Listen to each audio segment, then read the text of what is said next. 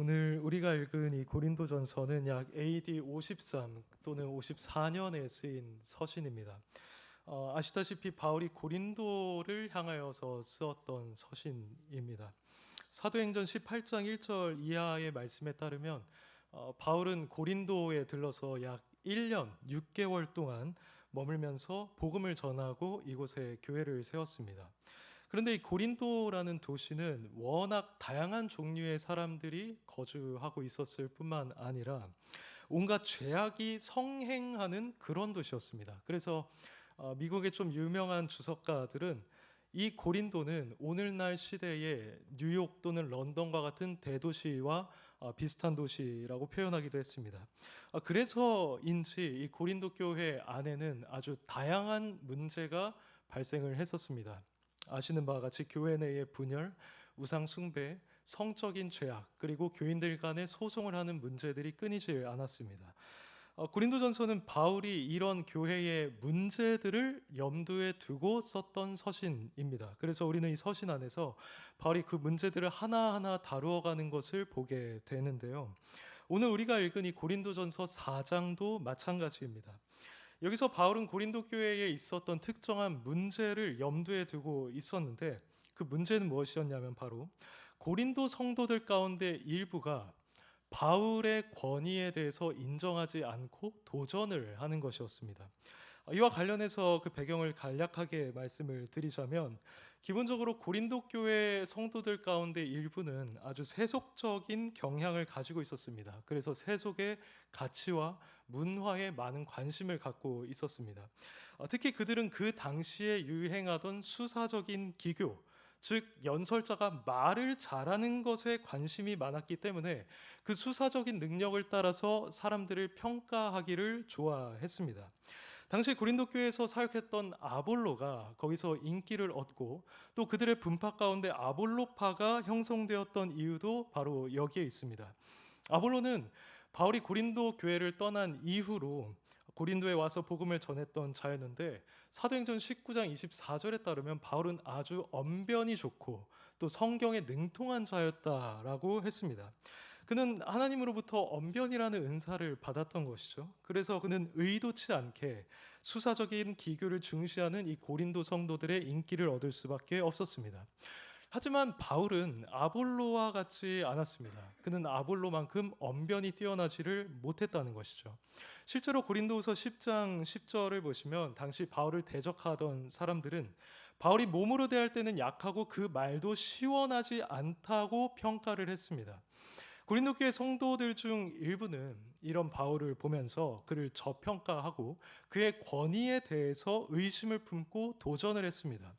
이런 고린도 교회 성도들의 태도는 분명히 잘못된 것이었습니다. 아볼로처럼 하나님께서 주신 언변의 은사로 복음을 전하는 것 자체에는 문제가 아니었지만 그것을 듣는 사람들이 복음의 내용에 집중하지는 않고 그 사람의 언변에 집중하면서 사역자들을 판단하고 평가하는 것은 분명히 미성숙하고 세속적이고 또 교만한 태도였습니다. 그래서 바울은 오늘 우리가 읽은 본문인 이 고린도전서 4장 3절에서 자신이 그들에게 판단받는 일이 매우 작은 일이다 라고 한 뒤에 5절에서는 때가 이르기 전에 주께서 오시기 전 아무것도 판단하지 말라고 하였습니다. 이 사역자들은 주님께서 판단을 하실 것이기 때문에 성도들이 세속적인 기준을 가지고 이들을 판단하는 일은 반드시 멈춰야만 한다는 것이죠. 바울은 이렇게 사역자들을 함부로 판단하는 태도를 지적한 뒤에 바울의 적대자들이 인간의 말, 이 언변을 중시하는 태도에 초점을 맞춰서 비판하기 시작합니다. 그것이 바로 오늘 우리가 읽은 본문에 해당되는 내용입니다. 18절에 따르면 그들은 바울이 고린도를 떠난 이후에 돌아오지 않자 금방 그의 부재를 틈타서 그의 권위를 무시했고 자신들을 높이면서 교만하게 행동하고 있었습니다. 그러자 바울은 19절에서 주님께서 허락하시면 고린도 교회에 속히 방문해서 교만한 사람들, 곧 바울에 대해 적대감을 가진 사람들의 말이 아니라 능력을 알아보겠다고 합니다. 이 말은 그들이 복음이나 아니면 신앙적인 주제들에 관해서 아주 유창하게 말을 하고 있는데 그들의 말보다는 그들의 삶 속에 복음의 능력과 이 성령의 역사가 나타나고 있는지를 알아보겠다는 것입니다. 그러면 바울은 왜 그렇게 사람의 말이 아니라 능력을 알아보겠다고 했는가 했을 때 그 이유가 바로 20절에 등장합니다. 하나님의 나라는 말에 있지 아니하고 오직 능력에 있음이라고 하죠.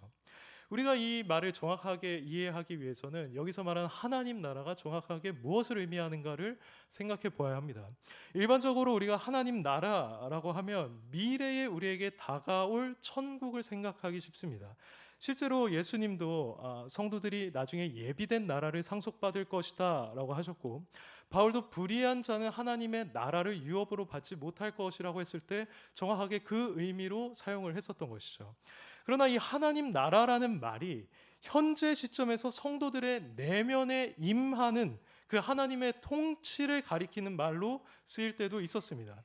예를 들면 누가복음 17장 20절 이하에서 예수님은 하나님 나라는 볼 수 있게 임하는 것이 아니다 라고 하면서 하나님의 나라는 너희 안에 있느니라고 하셨습니다. 이것은 하나님의 통치가 예수님을 믿는 성도들의 내면에 현재적으로 이루어진다는 말인 거죠.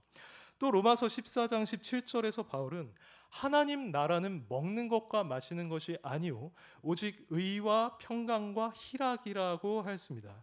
그러니까 바울도 지금 성도들의 내면에 이루어진 하나님 나라의 본질은 우리가 무엇을 먹을 수 있냐 마실 수 있냐를 따지는 데 있지 않고 성령의 역사 가운데서 성도가 누리고 경험하는 의와 평강과 희락이라는 것입니다. 우리는 오늘 본문에서 말하는 이 하나님 나라라는 말도 바로 이와 같은 맥락에서 이해를 해야 합니다. 여기서 바울은 예수님을 믿은 성도라면 누구나 그 안에 현재적인 하나님의 통치가 이루어지고 있다는 사실을 전제로 하고 있습니다.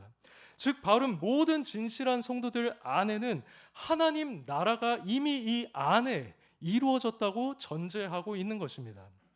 그런데 바울에 따르면 이 하나님 나라의 본질은 말이 아니라 능력입니다.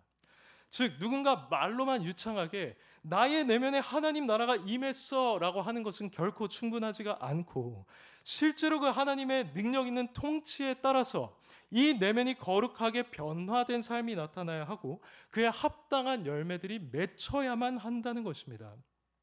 바울이 교만한 사람들의 말이 아니라 그 능력을 알아보겠다라고 한 이유가 바로 여기에 있습니다. 만일 그들이 그러한 능력을 실제적으로 경험하지 못하고 있다고 한다면 바울에 대한 그들의 공격은 분명히 공허하게 될 것이었습니다. 왜냐하면 사실상 그들은 이 하나님 나라의 참된 본질도 경험하지 못한 채로 바울을 공격하고 있었다는 사실이 드러날 것이었기 때문이죠. 여기까지가 본문의 대략적인 의미라고 할 수 있습니다. 그렇다면 바울이 자신의 대적들을 향해서 말했던 이 본문이 이 자리에 있는 우리에게 시사하고 있는 바는 무엇일까요? 그것은 곧 쉽게 적용을 하자면 우리의 신앙생활 역시도 말이 아니라 능력이 중요하다는 것입니다. 우리가 예수님을 믿는 성도들이라면 우리의 내면에도 이미 하나님의 통치가 이루어진 것입니다. 그렇다면 우리는 그 안에서 하나님 나라의 본질인 그 능력을 경험해야만 합니다. 그런데 저는 이것을 조금 더 확장을 하여서 두 가지 시점으로 나눠서 우리에게 한번 적용해 보기를 원합니다. 구체적으로 그것은 과거와 현재입니다. 먼저 첫 번째 시점인 과거 시점에서 이 내용을 우리에게 적용을 해보자면 우리가 과거에 회심을 할 때 우리는 반드시 이와 같은 능력을 경험했어야만 합니다. 제가 이게 본문을 통해서 전하고자 하는 첫 번째 요지입니다. 말이 아니라 오직 능력이라는 이 하나님 나라의 원리는 우리의 회심에도 적용이 됩니다. 이것은 회심이 우리 마음의 하나님 통치가 시작되는 사건이라는 점에서 어떻게 보면 당연한 것이죠. 누군가는 말로 자신이 회심했다고 말할 수가 있습니다. 난 죄에 대해서 회개했어. 난 예수님을 믿고 있어. 난 그분을 인격적으로 만났어 라고 할 수가 있습니다. 하지만 그들은 그렇게 말은 하면서도 실제로 회심할 때 나타나는 그 성령님의 초자연적인 역사는 전혀 경험해보지 못했을 수가 있습니다. 대표적으로 우리는 마태복음 7장에 등장하는 주여 주여 하는 자들을 생각해 볼 수 있죠. 이들은 말로 예수님을 보면서 주여 주여라고 했습니다. 근데 이 주여라는 말이 우리는 사실 쉽게 하고 있지만 그 당시에는 결코 쉬운 말이 아니었습니다. 예수님에 대해서 주라고 한다는 것은 예수님을 대하여 하나님과 같은 존재라고 인정을 한다는 것이고 그분이 나의 삶의 주인이 된다라는 의미를 가지고 있었습니다. 그런데 예수님께서 이들에게 뭐라고 하셨습니까? 내가 너희를 도무지 알지 못한다고 하셨습니다. 그러면서 이들에 대해서 불법을 행하는 자라고 부르셨죠. 즉 그들은 예수님에 대해서 주여 주여라고 입술로 자신의 말로 고백하기는 했지만 실제로 그들의 삶에서는 하나님의 계명을 어기면서 살아가던 자들이었다는 것입니다. 그렇다면 그들은 왜 예수님을 주라고 입으로 고백을 하면서도 실제로는 불법을 행하면서 살아갔었던 것입니까? 그것은 바로 그들에게 말은 있었지만 그 능력은 경험하지 못했기 때문입니다. 물론 그들 역시도 어느 정도 능력을 경험했다고 말할 만한 일들이 있었습니다. 7장 22절에 따르면 그들은 주의 이름으로 선지자 노릇을 했습니다. 귀신도 쫓아냈습니다. 주의 이름으로 많은 권능을 행했습니다. 이것은 분명 그들이 능력을 경험한 것처럼 보였습니다. 그러나 한 사람이 진정으로 회심해서 예수를 나의 마음을 다해서 주라고 고백하게 될 때 그의 내면에 임하는 이 진정한 하나님 나라의 능력은 이것과는 다른 종류의 능력이었습니다. 그것은 성령의 역사로서 자신의 죄를 깨달아 그것을 회개하고 거룩하고 선한 것을 사모하는 심령으로 변화되는 능력이었습니다. 이들은 이 능력을 경험하지 못했기 때문에 예수님께 주여 주여라고 말은 하지만 여전히 그의 삶은 죄악 가운데 있을 수밖에 없었던 것입니다. 그러므로 누군가 진정으로 회심했다고 말하기 위해서는 그들의 심령을 초자연적으로 변화시키는 이 하나님의 능력을 경험해야만 합니다. 입으로는 자신이 회심했다라고 말을 하지만 삶 속에서 그 복음이나 성령의 능력에 합당한 열매나 변화를 경험하지 못했다면 그는 자신이 정말로 회심한 자인가에 대해서 진지하게 돌아보아야만 할 것입니다. 왜냐하면 진정한 회심에는 반드시 이 능력이 동반된다는 것이 성경의 일관된 증언이기 때문입니다. 바울이 자신은 복음을 부끄러워하지 않는다라고 했습니다. 왜 그랬습니까? 그것은 바로 복음을 믿는 자들에게는 그것이 구원을 주시는 하나님의 능력이 되기 때문이라고 하였습니다. 그리고 바울은 예수 그리스도의 십자가의 도가 유대인에게는 거리끼는 것이고 이방인에게는 미련한 것이지만 오직 부르심을 받은 자들에게는 이 십자가의 도가 하나님의 능력이라고 하였습니다. 그리고 데살로니가 교인들의 경우도 우리가 생각해 볼 수 있죠. 바울이 그들에게 복음을 전했을 때 그것은 그들에게 말로만 이뤘던 것이 아니라 오직 능력과 성령과 큰 확신으로 이르게 되었습니다. 여기서도 우리는 단순한 말과 능력이 대조되고 있음을 보게 되죠. 이 외에도 성경의 다양한 구절들은 한 사람이 회심할 때 초자연적인 능력을 경험한다고 증언하고 있습니다. 만일 우리가 이 성경의 표현대로 영적으로 다시 태어났다면, 그리고 이전 것은 지나갔고 새로운 피조물이 되었다면, 그리고 우리는 죄에 대하여 죽고 이제 그리스도와 함께 의에 대해서 살아났다면 그 과정 속에서 이 초자연적인 능력을 조금도 경험하지 못했다라고 하는 것은 사실상 비합리적인 것이고 오히려 이상한 일이라고 할 것입니다. 그러므로 우리가 진정 예수님을 믿는 회심한 사람들이라고 한다면 우리는 이 능력을 실제적으로 경험했어야만 합니다. 물론 그 능력을 경험하고 느끼는 그 정도가 모두에게 동일한 것은 아닙니다. 누군가에게는 바람이 어디로부터 와서 어디로 가는지 알지 못하는 것처럼 아주 미미하게 역사했을 수도 있습니다. 그러나 확실한 것은 그 능력으로 말미암은 열매는 우리에게 분명히 존재해야 한다는 것입니다. 우리가 이 능력을 어떤 방식으로 경험을 했든지 어느 정도로 경험했든지와는 상관없이 우리에게는 자신이 하나님 앞에서 철저한 죄인임을 깨달았다는 열매가 있어야 합니다.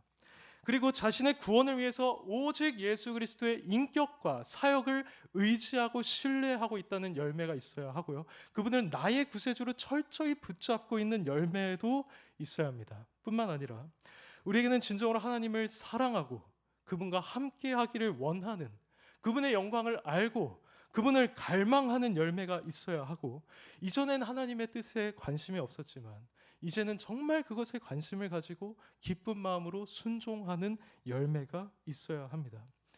이것이 바로 성령의 능력을 경험한 사람들이 맺는 열매입니다. 단순히 말로 나는 회심했다라고 하는 것은 충분하지 않습니다. 우리는 그 말을 입증하는 초자연적인 하나님의 능력이 과연 나의 삶에 임했는가를 살펴보아야만 합니다. 우리 중 그 누구도 다른 사람의 마음을 살펴볼 수가 없습니다. 사람의 마음은 오직 자기 자신만이 압니다. 그래서 우리는 오직 스스로를 정직하고 또 진실하게 점검해 보는 수밖에 없습니다. 과연 나는 말로만 회심한 사람인가? 아니면 정말 성경에서 말하는 이 초자연적인 능력을 경험해서 진정으로 회심한 사람인가를 생각해 보아야 합니다. 다시 말해서 내 마음 안에서, 내 생각 안에서, 나의 말과 행동 안에서 이 초자연적인 능력의 흔적이 있는가? 그 능력이 바로 나에게도 임했다는 열매가 있는가를 진지하게 살펴야 합니다. 그리고 만약 정직하게 살펴봤을 때 자신 안에 그런 흔적과 또 열매가 없다고 한다면, 나로 하여금 복음을 전인격적으로 받아들이게 하고 나의 마음과 삶을 변화시키는 그 능력을 경험한 적이 없다면 그 사람은 진지하게 하나님의 은혜를 구해야만 할 것입니다. 왜냐하면 오직 하나님만 이 초자연적인 능력을 베푸실 수 있기 때문입니다. 그분만이 만물보다 거짓되고 부패한 우리의 마음을 바꾸실 수가 있습니다. 오직 그분이 부르시는 자들만이 이 십자가의 도가 그들의 능력이 될 수가 있습니다. 오직 이 어두운 가운데 빛이 빛이라고 말씀하셨던 그 하나님만이 예수 그리스도의 얼굴 안에 있는 하나님의 영광을 아는 빛을 우리에게 비추어 줄 수가 있습니다. 그러므로 혹 자신 안에 그러한 능력의 흔적이 없다고 느껴지는 분이 계신다면 지금이라도 그분의 은혜를 찾고 구하시기 바랍니다. 이 은혜를 주는 방편이 되는 하나님의 말씀과 복음을 가까이 하시기를 바랍니다. 예수님께서 나에게 나오는 자는 결코 내가 내쫓지 아니하리라고 하셨던 것처럼 하나님도 이렇게 능력을 구하는 자를 결코 멸시하지 않으실 것입니다. 한편 여러분의 마음과 삶 속에서 그 능력을 찾을 수가 있다면, 나는 그 능력을 경험했다 라고 진지하게 고백할 수가 있다면 그것은 매우 감사한 일이고 또 아주 놀라운 일이라고 할 수 있습니다. 왜냐하면 그것은 천지를 창조하신, 그리고 지금도 이것을 보존하고 계신 그 전능한 하나님의 능력이 직접적으로 여러분에게 임한 것이기 때문입니다. 그러나 우리는 여기에서만 만족해서는 안 됩니다. 즉 과거에 하나님의 초자연적인 능력을 경험했던 것만으로 만족하고 영적으로 멈춰 있어서는 안 된다는 것입니다. 과거에 그분의 능력을 경험한 사람들은 바로 지금 이 순간에도, 이 현재에도 그분의 능력을 생생하게 느끼면서 살아갈 수 있어야만 합니다. 이것이 제가 오늘 여러분들께 나누고 싶은 두 번째 요점입니다. 앞서 과거를 말씀드렸는데 이번 두 번째 요점은 현재와 관련이 있습니다. 앞서 말씀드린 것처럼 우리가 과거에 우리를 회심하게 하신 하나님의 능력을 경험했다면 그것은 매우 감사한 일입니다. 그런데 우리는 이렇게 과거에 하나님의 능력을 경험했음에도 불구하고 현재에 와서는 그 능력과 아무런 상관없는 삶을 살아가고 있을 수도 있습니다. 쉽게 말해서 그분의 능력은 경험하고 있지 못한 채로 오직 그럴듯한 말만 존재하는 신앙생활을 우리가 영위하고 있을 수 있다는 것입니다. 이런 상태에 있는 자는 신앙에 관해서 매우 유창하게 말할 수 있습니다. 하나님에 대해서, 성경에 대해서, 복음에 대해서 그들은 꽤 많이 말할 수 있습니다. 그리고 과거에 자신이 경험한 하나님의 은혜와 그 능력도 얼마든지 말을 할 수가 있죠. 그러나 이들은 현재 자신의 삶에서 역사하시는 그 하나님의 능력에 대해서는 잘 알지 못합니다. 왜냐하면 현재 그것들을 잘 경험하고 있지 못하기 때문인 것이죠. 만일 이런 상태가 지속된다면 그들은 하나님의 능력을 체험하지 못하며 살아가는 것에 굉장히 익숙해지고 맙니다. 그리고 자신의 삶에 특별한 사건이 발생하지 않는 이상 그 능력을 바라거나 기대하지를 않고 적당히 신앙생활하는 것에 만족하고 거기에 안주하고 맙니다. 우리는 이런 모습을 결코 정상적인 모습이라고 볼 수 없습니다. 그분은 우리를 성도로서 점점 더 거룩하게 변화시키시고 우리의 앞길을 인도하시고 우리를 보호해 주십니다. 그리고 우리를 직접 사용하셔서 이 땅을 향한 자신의 뜻을 이루시는 하나님이십니다. 이처럼 하나님은 회심한 이후에 우리의 삶에도 관심을 갖고 계시고 우리와 친히 동행하여 주는 분이십니다. 그러므로 과거에 진정으로 회심의 능력을 경험한 성도라면 지금 이 순간에도 자신과 동행하시는 그 하나님의 능력을 경험하고 또 누리는 삶을 살아가는 것이 정상적인 모습입니다. 그렇다면 오늘날 꽤 많은 성도들이 현재 자신의 삶 속에서 이 하나님의 초자연적인 능력을 경험하지 못하면서 살아가는 이유는 무엇일까요? 여기에는 여러 가지 이유가 제기될 수가 있겠지만 대부분의 경우 그것은 그들이 하나님을 찾는 일과 은혜의 방편을 사용하는 일에 있어서 굉장히 소홀하기 때문이라고 할 수 있습니다. 하나님께서는 우리와 영적인 교제를 나누시고 우리에게 은혜를 베푸시고 우리에게 능력을 나타내시기 위해서 몇 가지 수단들을 지정해 주셨는데 그것을 대표하는 것이 바로 말씀과 기도입니다. 우리는 말씀을 읽으면서 이전에 알지 못했던 진리를 깨닫게 되고 그 말씀이 우리를 변화시키는 것을 경험하게 됩니다. 그리고 우리는 하나님께 나아가서 기도하면서 영적인 회복과 위로를 얻고 종종 기도 응답을 경험하기도 합니다.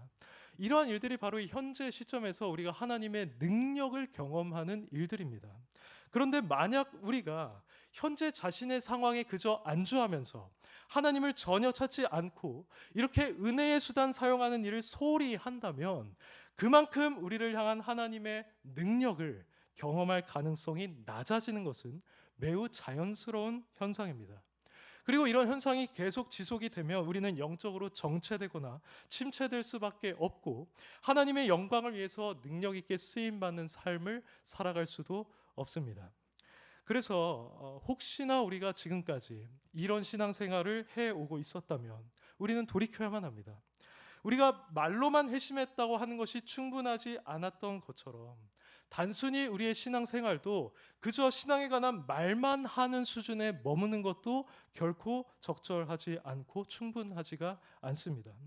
우리가 진정 구원받은 자들로서 하나님을 기쁘시게 하고 또 그분의 영광을 위해서 살아가기 위해서는 지속적으로 이 하나님의 능력을 체험하는 생활을 해야만 합니다.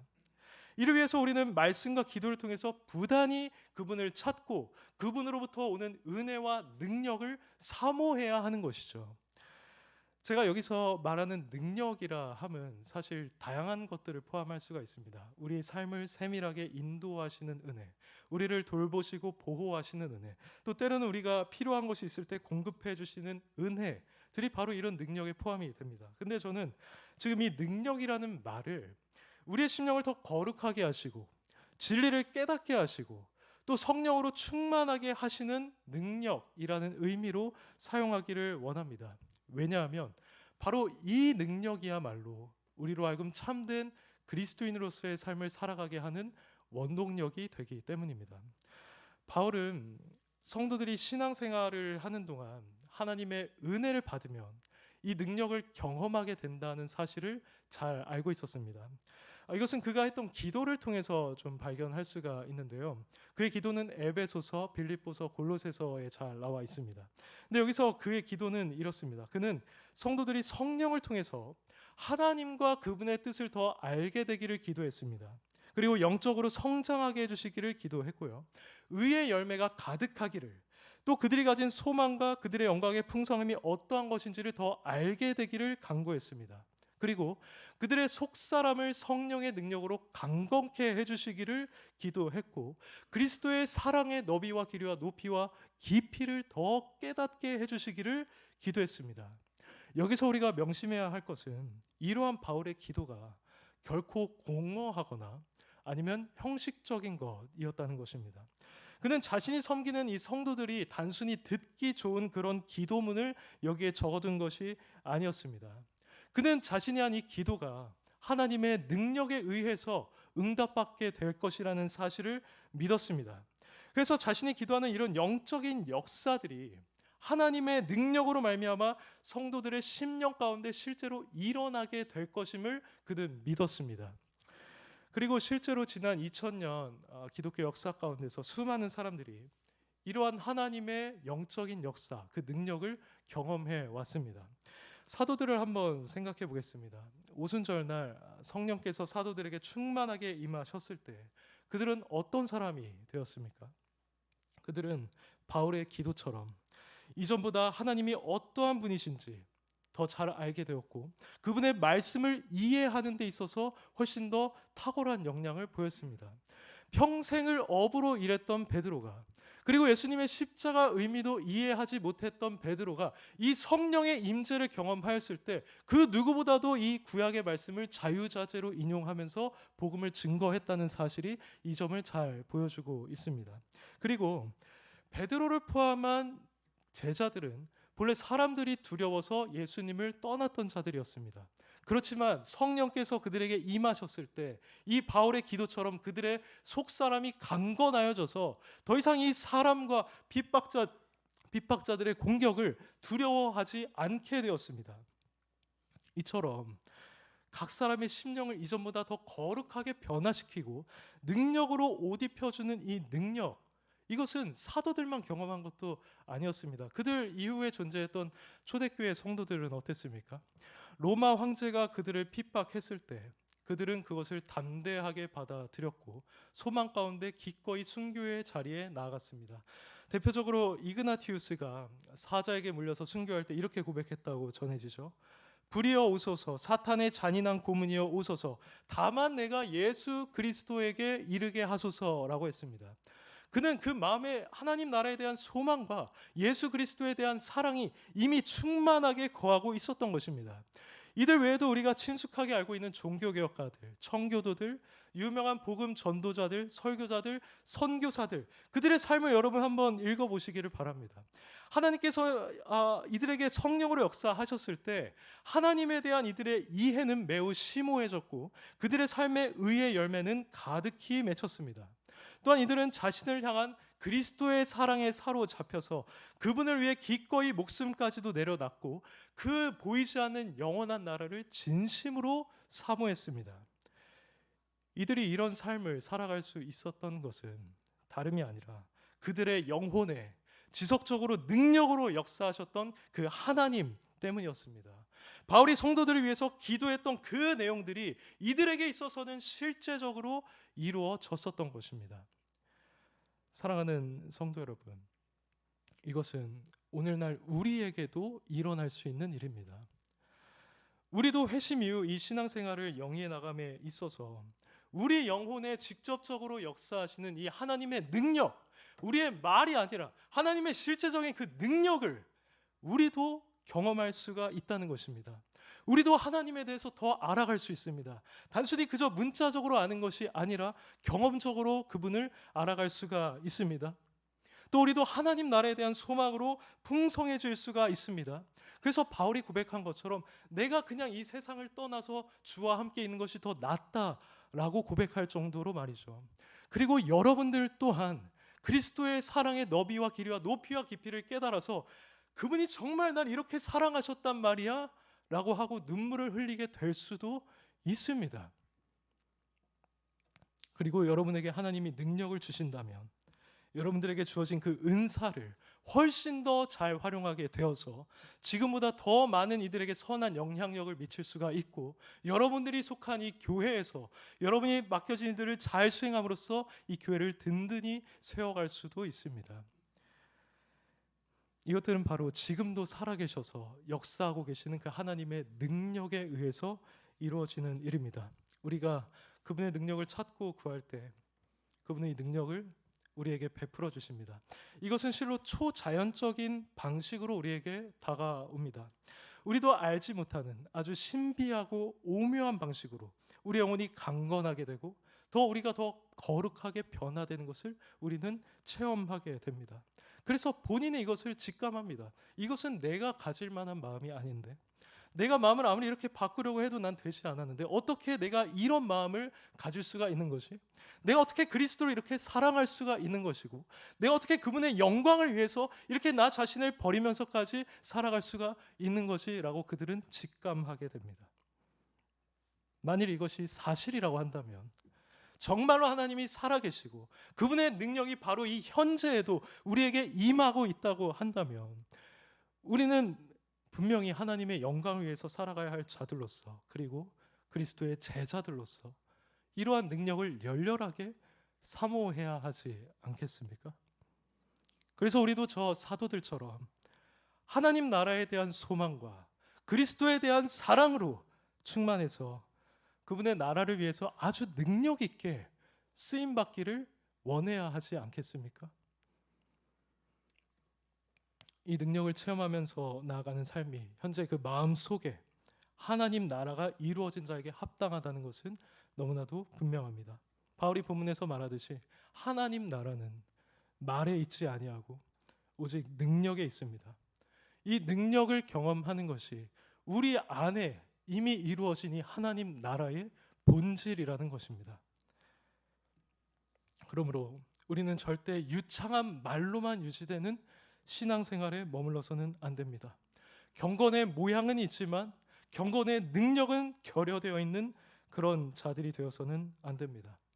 이러한 사실들을 기억하시면서 하나님 나라에 대한 유창한 말보다는 그 실제적인 능력을 사모하시고 또 추구하시기를 바랍니다. 그리고 기도와 말씀을 통해서 또 이러한 예배와 기도회를 통해서 그 능력을 부어주실 수 있는 그 하나님께 적극적으로 나아가시기를 바랍니다. 그분은 자신에게 진실하게 간구하는 자, 그들에게 가까이 해주겠다고 하셨습니다. 그리고 예레미야 말씀처럼 누구든지 온 마음으로 나를 찾고 구하면 나를 만나게 될 것이라고 하셨습니다. 그렇다면 우리도 마음속에 역사하는 큰 능력을 가지고 살아갈 수 있을 것입니다. 그리고 이것은 우리 자신뿐만 아니라 다른 이들에게도 아주 좋은 영향을 미칠 것입니다. 그들이 복음을 받아들이는 역사가 나타나게 될 것이고 다른 성도들이 여러분들을 보면서 도전을 받고 이 하나님의 능력을 더 구하게 될 것입니다. 그래서 우리의 나눔은 이전보다 훨씬 더 생생하고 풍성해질 것이며 이 우리 올고든 교회도 더 든든하게 세워지게 될 것입니다. 부디 이 자리에 있는 우리 모두가 하나님 나라의 본질인 이 능력을 더욱더 사모하면서 나가기를 간절히 소원합니다. 그래서 이곳에 정말 신실한 주의 제자들 그리고 구원받는 자들이 날마다 늘어날 수 있기를 간절히 소원합니다. 아멘.